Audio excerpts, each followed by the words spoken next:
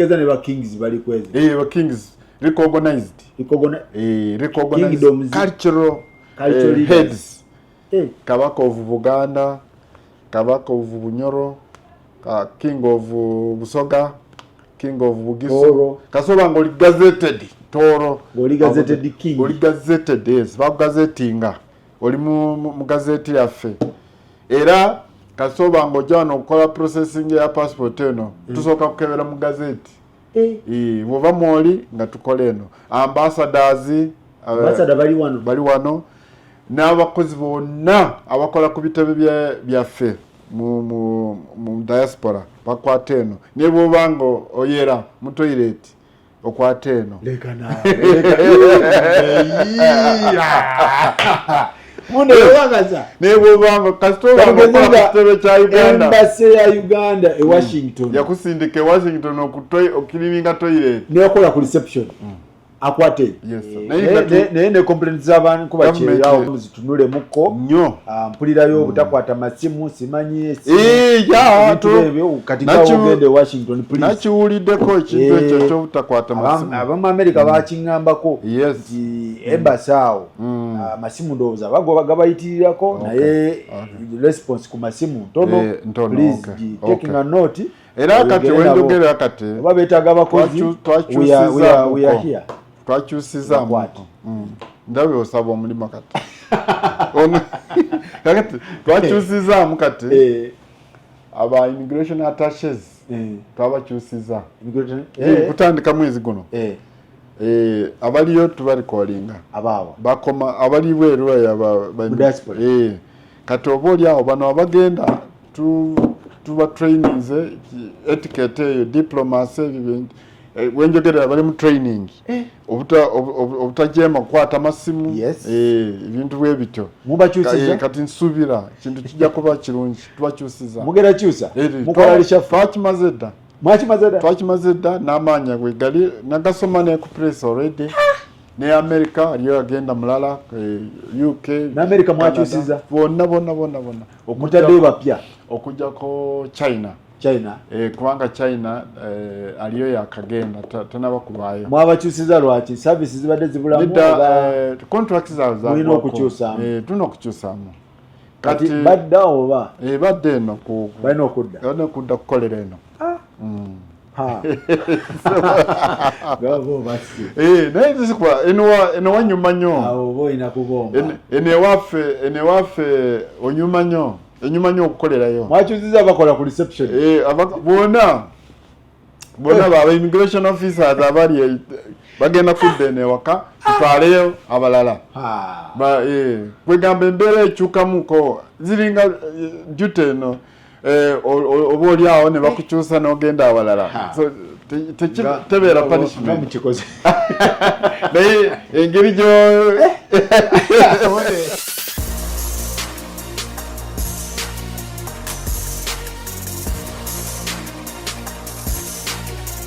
kansala akyali kwene ya kansala akyali ku blue akyali kwene yafe ya blue kansala ki LC5 LC5 bona bakasoba muri kansala no muna Uganda yenna gende eno bakweno passport kansala batwala 25 zokka eno abakungu ba MPs ba commissioners minister bafune eno MPs waliwo bano ba members bitongole tonle commissions ngobola ba Uganda Health Commission, Health Service Commission, Public Service Commission, members bayo. Members. Si chairman and vice. Naiba members. Boimbanga nkolera Public Service Commission katugeze. Mu Public Service. Public Service Commission. Buli mukozi mu Public Service afuneyo. Nedda. Waliwo ka commission wakaita bata commission wakita committee Uganda tukita committee mu Uganda tukita katugambe Public Service Commission, Health Service Commission, Education Service Commission, Electoral Commission, Amnesty Committee, board boka sibo kirina sibanyi bani mbere mu commission bano ba members boka kati bobera chairman was the committee yako obofuneno wobera chairman wa katugere public electoral commission ne vice abera kweno aba members chancellor university vice chancellors akwate state universities state universities. What do you mean by state? Makerere University, Chambogo, MUBS, Kabale University, as a visitor. As a government, Gulu University, about private. Vice Chancellor. Yes, sir. Mumuwe. Tumuweno, ya service. Never na about state in Gabola Makerere, wala ba Kabale University, wala ba Gulu University, wala ba Barara University, as a visitor. Segezane ba kings bali kwezi. Ba kings recognized cultural heads. Kabaka of Buganda, Kabaka of Bunyoro, King of Busoga, King of Bugiso. Kasoba ngoli gazetted Toro. Ngoli gazetted king. Ngoli gazetted, yes. Gazettinga. Oli mu gazeti yaffe. Era kasoba ngojano okukola processing ya passport eno tusoka kukebera mu gazeti. Wova mwoli nga tukole eno. Ambassadors bali wano n'abakozi bonna abakola ku bitebe byaffe mu diaspora bakwata eno ne bwobango oyera mu toilet okwata eno leka nawe Mune wagaza nebo bango kasitoba bakutebe cha Uganda embassy ya Uganda e Washington yakusindike Washington okiliminga toilet ne okola ku reception akwate yes sir overa diplomat leka nawe era kuba abana nga bachi bakubandi abasinga obunje embassies abantu abakola emirimu ejeje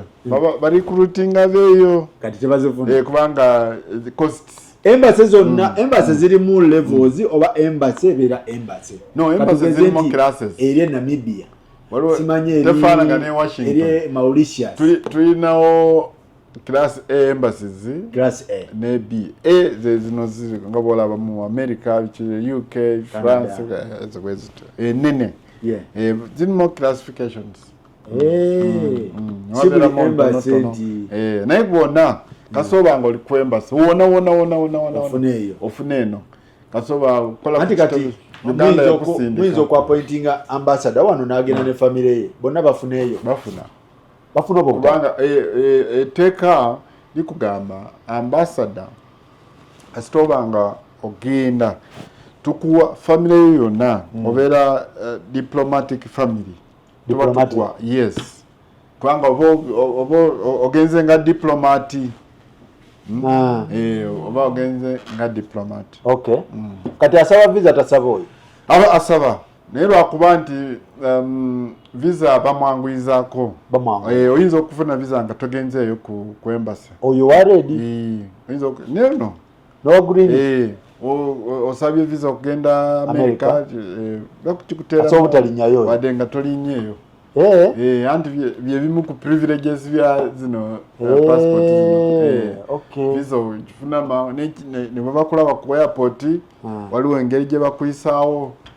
ng'omukungu okay naye notabeno wasimu kayolanga ngabana abanafe abazino kati wemba nesimbawo ku bwa president nesiitamu muteekawa kubanga nali presidential candidate naye nga saawangula kalulu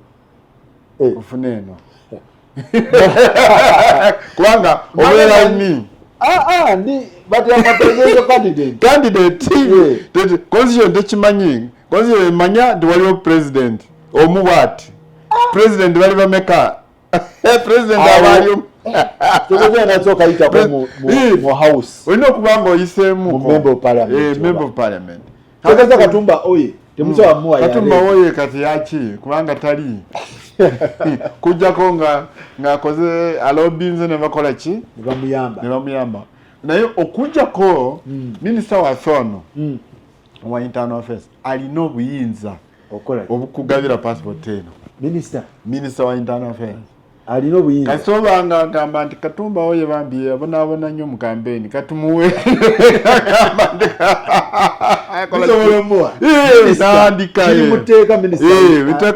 wotunulira mu constitution muno bakugamba wotuna section 40 noza section 40 ekugamba Minister abalina okufuna section Minister ngaina amaanyi ano Minister wa Internal Affairs amaanyi akukola ki asobola okukikuwa awandika wano n'agamba kirimuteka kyateeka gamba Katumba oyo banaye omusajja mu campaign katumuwe naye wagira wakiri ayitirako awo naye nga abasinga kasogwa ogwa kalulu wote kiringa ne ba MP bwogwa obwa MP tebasobola kuwa ya green nti nibambi Faruku yesimbawo MP kasakalulu bakuba bwe tadagitambulira obo ofuse nandi bagamba honorable once honorable is always honorable ebyo mu bigambo sebo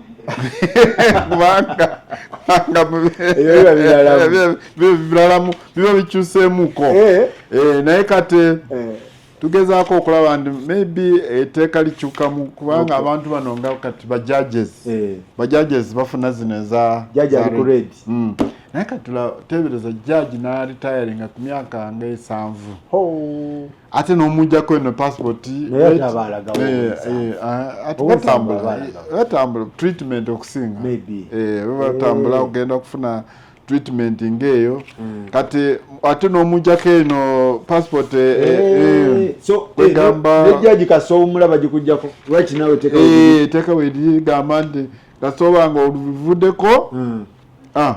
okay katumalirize munde kati mukumaliriza ate njagala okukubiriza Abannayuganda okusingira ddala ababeera mu diaspora nti tulina diaspora emirundi 3 manyi nnyo show eno abadiaspora baganyulwa nnyo bambi Abannayuganda ababeera ebweru bakola nnyo bayiriba bantu abo ate babuildinze nation yawe sente waliwo omwaka sijjukira bulungi naye sente ezava mu diaspora mwabo abakyeyo zasinga bitongole byonna basinga sente wano okweza wano sente Uganda so balungi nnyo kyovola gavumenti kati faayo nnyo okutwala services closer kyovola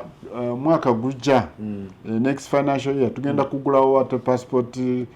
center eno Turkey Istanbul tugenda kugiteekayo kubanga twakitegedde nti waliyo Abannayuganda bangi waliwo netugenda okugulawo ne Brussels awo Belgium nawo Abannayuganda waliwo ate kati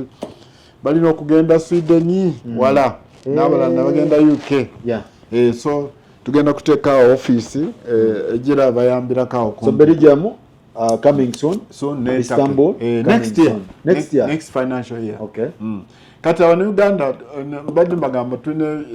diaspora ebika bisatu okusookera ddala tulina abadiaspora abali mu mawanga nga tulinamu passport center ne embassy ekitegedde passport center neki ne embassy abo kyangu okola ki okurenewinga passport zaabwe n'okuzireplacinga nga zibuze kakati netubeera n'abadiaspora abali mu mawanga nga tulinamu embassy tetulinamu passport ki center abo nabo tebalina buzibu obuli awo kubanga bwoba oyagala kukyusa passport ogenda ku mukutu bula ogize embassy bakweki ebbaluwa olekere n'empapula zo embassy ziweereza eno bakukolere passport eddeyo naye kati ekiti kino ekyokusatu ekya Abannayuganda abawangaalira mu mawanga nga tetulinayo embassy tetulinayo passport center waliwo countries Serbia is one of them n'amalala tetulinayo embassy kyokka tulinayo ne passport center ate kyokka Abannayuganda bali kakati abo kyokola bw'oba oyagala kukomawo kyokka nga tolina passport oba ng'ekubuzeeko oba ng'oyagala kukomawo mangu ofunye obuzibu ewaka naye nga tolina passport kyokola genda bugenzi ku passport office ey'eggwanga eryo katugeze oviridde mu Serbia oli mu Serbia ofunye obuzibu tata afudde ofunye emergency yone waka oyagala kudda mangu tolina passport kyoko oyagala kudda kyokola genda mu passport office y'eggwanga eryo bakukolere travel document kikirizibwa eyo kati country yegenda okukolera travel document ekuleete ewaka yegenda okukolera passport office oyogera ku muntu atasaba asylum mu nsi eyo because ayinza okuba yasaba asylum nti Uganda yavaayo akati oyo tasobola kukola oyogera ku ono omuntu ali yakuba ekyeyo naye nga akyali muna Uganda so genda mu passport office kati nga wano tulinawo abazungu abajja wano tebalinawo embassy tebalinawo passport bwe babuza passport zaabwe bajja wano ife tubawa ekipapula so worldwide kikirizibwa otambulirako kikirizibwa so genda ku passport office obanyonyole nze ndi muna Uganda olageyo ebipapula byo oyinza okulagayo national ID oyinza okulagayo passport eri expired nobagamba nze njagala kuddayo naye kyokka tewali document nga bakukolera ekipapula ekyo ng'okola ki ng'okomawo nagofuluma service jeri alright so bwekityo bwe tubadde ne Monday bwekityo bwe kibadde naye mbasaba mu extending service eri bankuba kyeyo sente ze babateeka mu mpitirivu mubawe service kyetulikose ebintu era mu America office eri Washington naye eggwanga ddene Washington tekibula kati omuntu ali California alina okulinnya ennyonyi 4 hours aliyokajje Washington akole appointment America mwabaseera kati tukoze waliyo engeri wali kyetugenda kubakolera ngenda ne muyuna ngenda kubagamba ogenda bayo ngenda kukoze LDC kati bo saba kola passport tugenda kufuna tuli mu process y'okufuna kye tuyita mobile enrollment kits mobile zino officers baffe bagenda okututambula tugeze kati tujja California LA tujja LA tubagambe olunaku weekend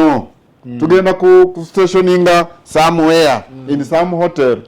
bana Uganda bonna tubakubirize abagala ku renewinga ki passport oba ku replacing ezili lost muje ku hotel eno nga bajja weekend number nga tuwa registering nga tubajja ko fingerprint kibichi nga tumala nga tutwala data passport wezibera ready at office akolechi azisitule azirete ele azibagabire tugenda okola tugende tuvaawo tugende mu state endala mu kifo kya individual nga Faruku okwata sente ze atekemu air ticket atekemu hotel atekemu n'okumala budde bwe ate nga tukitegeera abantu tebalina budde especially ababeereyo tebalina budde nayenga so naye ne complaints z'abantu kuba kyeyawo mu America muzitunule muko nnyo mpulirayo obutakwata masimu simanyi kati ogende Washington police nakiwuliddeko ekintu ekyo ky'obutakwata masimu abamu America bakingambako nti embassy awo masimu ndowooza gabayitirirako naye response ku masimu ntono please taking a note era kati wenjogera kati oba beetaaga abakozi we are here twakyusiza ndawe osaba omulimu kati kakati twakyusiza kati aba immigration attaches twabakyusiza kutandika mwezi guno abaliyo tubalikolinga bakoma abali bweru kati oba oli awo bano abagenda tuba trainings etiquette eyo diplomacy wenjogera bali mu training obutajema kukwata masimu ebintu bwe bityo mubakyusiza kati nsubira kintu kijja kuba kirungi tubakyusiza mugera kyusa mukola lisha twakimaze dda n'amaanya gwe gali nagasoma ne ku press already ne America aliyo agenda mulala UK na America mwakyusiza bonna okutadde bapya okujja ko China kubanga China aliyo yakagenda tanaba kubayo mwabakyusiza lwaki services zibadde zibulamu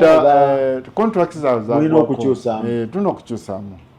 kati badda oba badde eno balina okudda kukolera eno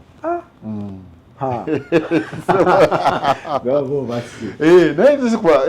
eno wanyuma nnyo oba olina kubomba eno ewaffe onyuma nnyo okukolerayo mwakyuziza bakola ku reception bonna baba immigration officers abali bagenda kudda eno ewaka tutwaleyo abalala kwegamba embeera ekyukamuko ziringa duty eno oba oli awo ne bakukyusa n'ogenda awalala tebeera punishment naye engeri mukikoze mutya ataawo tekiba kibi pozi omuntu yenna akolera embassy takkirizibwa kuba kyere abalina kuba mirimu gya embassy obeera diplomat tetuzikusanga bw'oba okolereyo ku embassy waliwo ebintu byotosobola okukola olina okusula awantu awalungi tebakusangasanga eyo wansi mu biduula wasuze mu biduula onywa omwenge waliwo ebintu bagira etiquette nokubanga weetwala bakusanga eyo mu downtown Washington oli mu kasooli otambula omanyula sente ze mumuwa zimala okutuula mu office akwata amasimu ate nowanta wange njagala kufuna omulimu okuba kyeyo tokkirizibwa gavumenti ekusasula ekulabirira so kati bagenda komawo ija kukomawo in fact starting kuno omwezi ogw'omwenda starting this month ababadde bakolera ku embassy ez'enjawulo mu diaspora bakomawo tutwalayo batya kati kitegeeza be batwala bannange mukole nnyo tuli kuma training diaspora yetaaga service omuntu abeera mu kifo alowooza nti mbalaba ogendayo nolaba abantu engeri gye bapatikamu bakola nnyo balina budde ate beyimirizaawo eggwanga yaabwe tubahandolinga abantu walwa nnyo mu office awo afuuka ekyo nakyo okimanyi omuntu walwawo nnyo akwata masimu agamba ate nga gwe mulimu gwe kati nomugamba atukyuseemuko so bano bali ready bagenda bali mu training actually wenjogerera bali mu training then ensonga ya egates erietya egates Entebbe tukubiriza abannayuganda okuzeeyunira egates okusingira ddala ng'okomawo ng'oyingira ku arrivals awo lwaki ogenda otuyanira mu layini nga waliwo ebyuma biwali ekyuma ekyo kyokola okwata passport yo ng'otuuse ku egates tuli ku entebe kati n'oswipinga passport yo bw'omala okuswipinga passport information neyingira mu system yaki ya immigration ng'eraga nti Farouk akomyewo waliwo ne karisiti kekuwa bw'omala okuswipinga n'onyigamu nekuwa karisiti notambula nokola ki nogenda ate todda eno ku immigration naye kati obuzibu obuliwo abannayuganda abasinga obungi baba baagala mu stamp mu passport stamp eyo teyetaagisa kasoba nga okozesa ffe tuba tukulina mu system tukulabye era ne bwoba otambula wajja okugamba luli wakomawo wayita entebe luli wayita emalaba luli wayita ebusya Igeti ekola ku foreign nation ekola ku bannayuganda bokka only Ugandan citizens bokka bwemba ndi mu America ndi muna Uganda nafuna akatabo ka America tugenda ko igeti tukumanyi nga munayuganda obeera mu America ffe tukuwa identifyinga n'akatabu kaffe only okukwita omunayuganda ng'olina akatabu kaffe ka passport kano tetugamba oyo munayuganda ono muna Kenya ono mu China ono mu Japan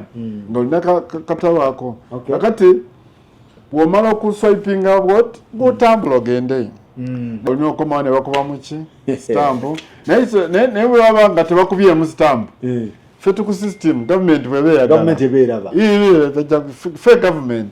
ate system tugirina ffe system azagamba nti oyo Farouk simanyi oba yatambula kitongole kyonna nga kituukirira tuchekingireko nga bakutukubira esimu halo ono mwami Farouk yatambula nga tukuwa details yatambula nga lunaku bwe ruti nakomawo so kitegeeza atayagala stamp mu katabo please genda ku iget taxpayers money nezateekawo ekyuma ekyo so kiri free of charge kikola bulungi nakagikozesa nakomyewo ndowooza weeks bbiri nagikozesezaako nze kenyini kamakogera ojja n'oswipingamu womala okuswipingamu nekulaga green nekuwaka receipt n'otambula n'ofuluma so bwe tutyo nga tumaliriza mwami Munde nga South Africa diru ya South Africa eri kuki ekyatambula nga bwomanyi ebintu bino